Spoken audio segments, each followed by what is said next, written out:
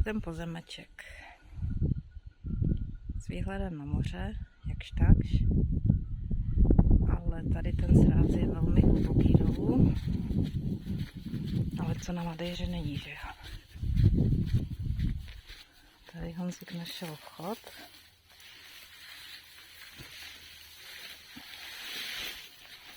Jo, a tady je ten vybagrovaný plácek. Vypadá to, že tady se něco dělo. Koje.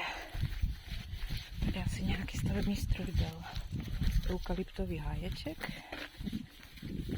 Tady je zřejmě zamýšlen plac dům s výhledem tady do lesu do doliny. A zahrada veškerá žádná, to je prostě eukalyptový svah.